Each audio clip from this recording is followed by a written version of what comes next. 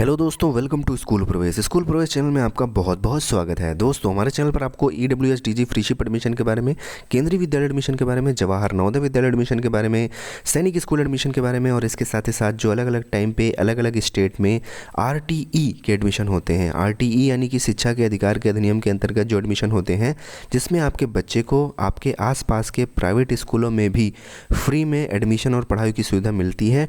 RTE admission के बारे में हम आपको पूरी जानकारी अपने चैनल पर टाइम टू टाइम वीडियोस के माध्यम से देते हैं।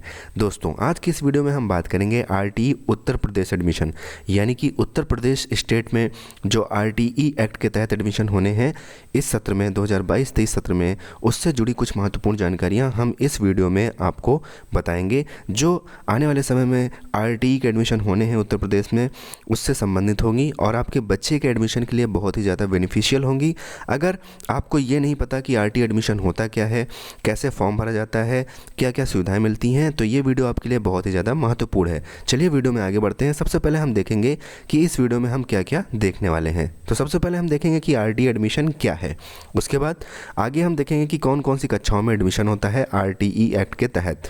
उसके बाद हम देखेंगे कि कौन कौन से बच्चे एडमिशन ले सकते हैं, यानी कि कुछ कैटेगरीज डिफ़ाइन की हुई हैं सरकार के द्वारा। उन्हीं कैटेगरी के बच्चे जो हैं वो RTE एक्ट के तहत एडमिशन ले सकते हैं और फ्री में शिक्षा का लाभ ले सकते हैं। तो वो कौन सी कैटेगरी के बच्चे होते हैं, इसके बारे में इस वीडियो में हम आगे आपको जानकारी देंगे। उसके बाद RTE के तहत अगर आपके बच्चे का एडमिशन होता है तो आपको क्या क्या सुविधाएं मिलती हैं। इसके बाद वर्तमान में जो RTE एडमिशन की स्थिति है वो हमारे प्रदेश में क्या है, इस पर भी हम बात करेंगे। तो चलिए दोस्तों, सबसे पहले हम अपना पहला पॉइंट देखते हैं। तो हमारा जो पहला पॉइंट है कि RTE एडमिशन क्या है। दोस्तों, शिक्षा का अधिकार अधिनियम 2009 के तहत देश के गरीबी रेखा से नीचे की श्रेणी वाले परिवारों के बच्चे को निजी यानी कि प्राइवेट स्कूलों में प्रवेश की व्यवस्था की जाती है, जिससे गरीब परिवार के जो होनहार बच्चे हैं उनको अच्छी शिक्षा का अवसर दिया जा सके। इसके लिए प्रत्येक वर्ष सभी प्रदेशों के जो प्राइवेट स्कूल हैं उसमें RTE के जरिए मुफ्त प्रवेश दिया जाता है, यानी कि फ्री में एडमिशन होता है। ऐसे बच्चों की जो शिक्षा का फीस है और शिक्षा पे जितने भी खर्च होते हैं, जैसे कि आपके बैग वगैरह के खर्च और भी जितने खर्च हैं, किताब कापी के खर्च, वो सभी उसकी जो प्रतिपूर्ति करती है वो उस राज्य की सरकार करती है। इस प्रकार से बच्चों के स्कूल में प्रवेश हेतु नामों का जो चयन होता है वो लॉटरी द्वारा किया जाता है शिक्षा विभाग द्वारा प्रत्येक वर्ष, ऑनलाइन तथा ऑफलाइन। ऑफलाइन उनके लिए होता है जो माता पिता ऑनलाइन फॉर्म को नहीं भर पाते हैं, उनको जानकारी नहीं होती है कि ऑनलाइन फॉर्म कैसे भरा जाता है। फॉर्म भरने के लिए आमंत्रित किए जाते हैं, जिसमें शिक्षा के अधिकार अधिनियम 2009 RTE एक्ट 2009 के तहत आपके बच्चों को आपके आसपास के आने वाले सरकारी या प्राइवेट स्कूलों में फ्री एडमिशन और कक्षा 8 तक फ्री शिक्षा प्रदान की जाती है। दोस्तों, आगे हम आपको बताएंगे कि कौन कौन सी कक्षाओं में RTE एक्ट के तहत एडमिशन होता है प्राइवेट स्कूलों में। तो जो पहली कक्षा है वो प्री प्राइमरी है, जिसको LKG या UKG बोलते हैं। RTE एक्ट के तहत आपके बच्चे का LKG या UKG में एडमिशन होता है। आपके बच्चे की जो एज होती है, उम्र के हिसाब से उसको ये अलॉट कर दिया जाता है। जब आप ऑनलाइन फॉर्म भरेंगे तो वहाँ पर आपको ये जो कक्षा है, जिस कक्षा में एडमिशन होना है, वो ऑटोमेटिक सिलेक्ट हो जाता है। और इसी तरीके से नर्सरी की कक्षा में भी एडमिशन होते हैं और इसी तरीके से कक्षा 1 में भी एडमिशन होते हैं। दोस्तों, RTE एक्ट के तहत अगर आपके बच्चे की उम्र 3 से 6 साल के बीच में है तो इन कक्षाओं में आपके बच्चे का एडमिशन हो जाता है। उसके बाद जो हमारा अगला पॉइंट है वो ये है, कौन से बच्चे एडमिशन ले सकते हैं, यानी कि कौन सी कैटेगरी के जो बच्चे हैं वो पात्र होते हैं RTE एक्ट के तहत एडमिशन लेने के लिए। तो दोस्तों, यहाँ पर सरकार द्वारा 2 कैटेगरी डिफाइन की गई है। पहली कैटेगरी है अलाभित समूह, जिसे इंग्लिश में डिसएडवांटेज ग्रुप बोलते हैं, और दूसरी जो कैटेगरी है उसको दुर्बल वर्ग यानी कि EWS कैटेगरी बोला जाता है। EWS को फुल फॉर्म में बोलते हैं इकोनॉमिकली वीकर सेक्शन, आर्थिक रूप से कमज़ोर वर्ग। तो दोस्तों, अलाभित समूह में कौन कौन से ग्रुप आते हैं, दुर्बल वर्ग में कौन कौन से ग्रुप आते हैं, आगे हम इस पर भी आपको जानकारी देने वाले हैं। तो सबसे पहले देखते हैं कि अलाभित समूह में कौन कौन से बच्चे आते हैं। तो अलाभित समूह में जो अनुसूचित जाति के बच्चे हैं जिन्हें SC बोलते हैं, और अनुसूचित जनजाति के जो बच्चे हैं जिन्हें ST बोला जाता है, और सामाजिक और शैक्षणिक रूप से पिछड़ा वर्ग जिसे आप OBC नॉन क्रीमी लेयर भी बोल सकते हैं। उसके बाद निःशक्त अथवा दिव्यांग बच्चा, अगर बच्चा निःशक्त है या फिर दिव्यांग है तो वो भी अलाभित समूह में आता है।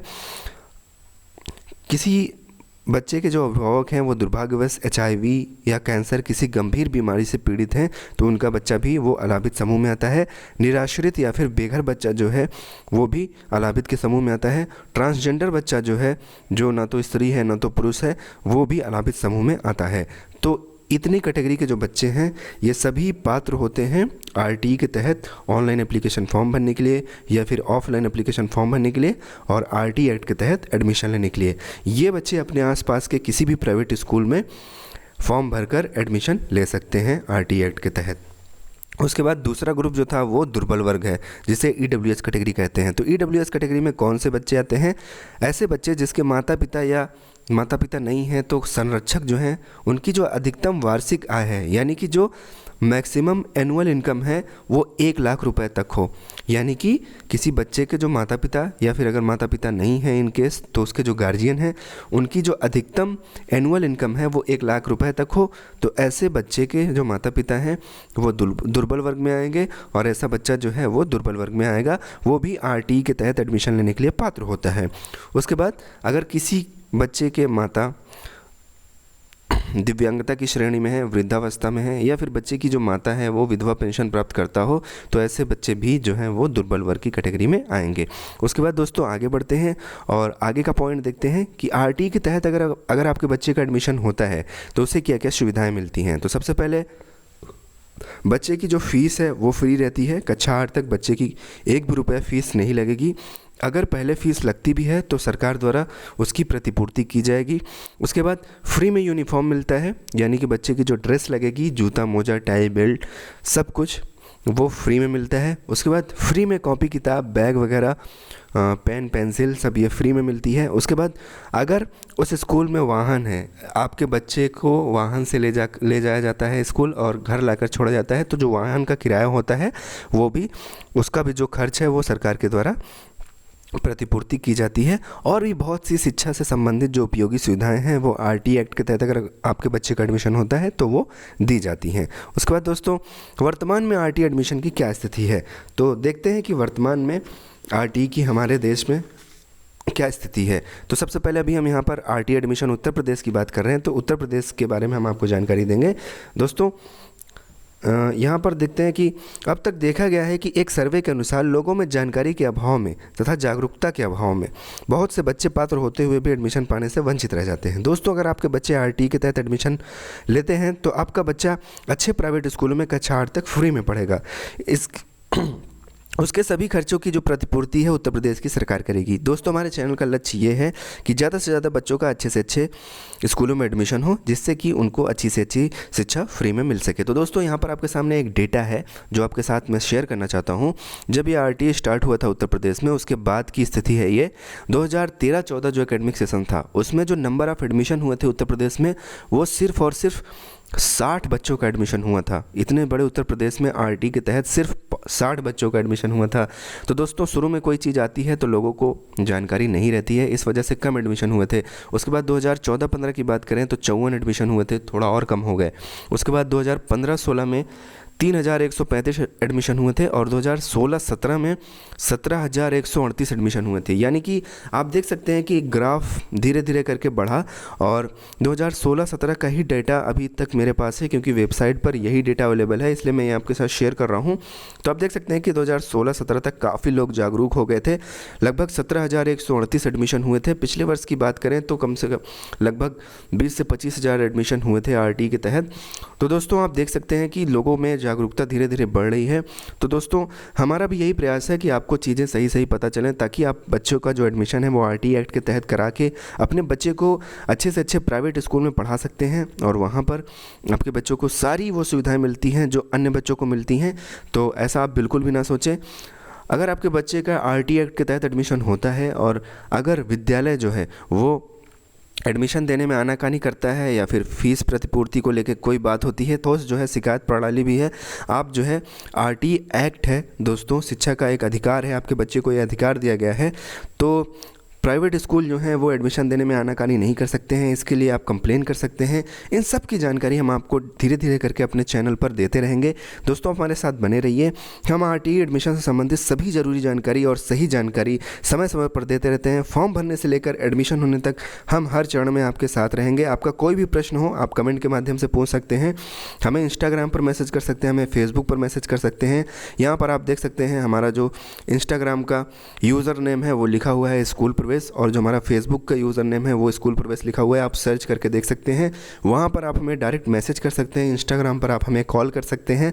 कोई भी आपका डाउट हो, कोई भी आपका प्रश्न हो, आप वहाँ पर पूछ सकते हैं। और वैसे भी हम वीडियोस के माध्यम से हर छोटी छोटी जानकारी टाइम टू टाइम यूट्यूब पर डालते रहेंगे, ताकि कोई भी जो आपका डाउट हो वो क्लियर हो जाए, कोई भी डाउट आपके मन में ना रहे। आरटी एडमिशन से रिलेटेड हम RT Uttar Pradesh, RT Madhya Pradesh, EWS DG admission जो होते हैं दिल्ली में, वो भी आरटी एक्ट के तहत होते हैं, उसका नाम दूसरा है, उस पर भी हम जानकारी देते हैं। तो दोस्तों, हम आपके बच्चे की उज्जवल भविष्य की कामना करते हैं और उम्मीद करते हैं कि आप भी हमारे साथ बने रहेंगे। और दोस्तों, अगर आप हमारे चैनल पर नए हैं, पहली बार आए हैं, तो चैनल को सब्सक्राइब कर लीजिएगा। बेल वाला आइकन यानी कि घंटी वाला जो निशान है उसको ज़रूर दबाइएगा, ताकि जो भी लेटेस्ट वीडियोज़ हों आरटी एडमिशन से रिलेटेड आपको टाइम टू टाइम मिलती रहें। ये एक इंट्रोडक्टरी वीडियो था, यानी कि सिर्फ आपको आरटी के बारे में जानकारी देनी थी। आगे हम सभी स्टेट की आरटी एडमिशन जो है उसको कवर करने की कोशिश करेंगे और आपको टाइम टू टाइम जानकारी देते रहेंगे। दोस्तों, कमेंट करना ना भूलिएगा, वीडियो अच्छा लगे तो वीडियो को लाइक करिएगा। दोस्तों, आरटी एडमिशन सिर्फ जागरूकता के अभाव में ज़्यादा नहीं हो पाते हैं, बहुत से बच्चे पात्र होते हुए भी, एलिजिबल होते हुए भी एडमिशन पाने से वंचित रह जाते हैं। तो हमारे और आपके प्रयास से ये संभव हो सकता है कि ज़्यादा से ज़्यादा बच्चों का एडमिशन हो सके, क्योंकि सिर्फ उत्तर प्रदेश में ही अगर देखा जाए तो आरटी के तहत एडमिशन के लिए लगभग 2 लाख के करीब सीटें होती हैं, लेकिन उसमें से कुछ ही भर पाती हैं। अगर आप इस वीडियोस को ज़्यादा से ज़्यादा शेयर करेंगे, आरटी एडमिशन से रिलेटेड जो भी वीडियोस हैं आप आपस में शेयर करेंगे, तो ज़्यादा लोगों तक इसकी जानकारी पहुंचेगी और ज़्यादा से ज़्यादा बच्चों का अच्छे से अच्छे स्कूल में एडमिशन होगा और हमारा देश जो है वो आगे बढ़ेगा। मिलते हैं अपने अगले वीडियो में, तब तक के लिए बाय बाय, टेक केयर, जय हिंद।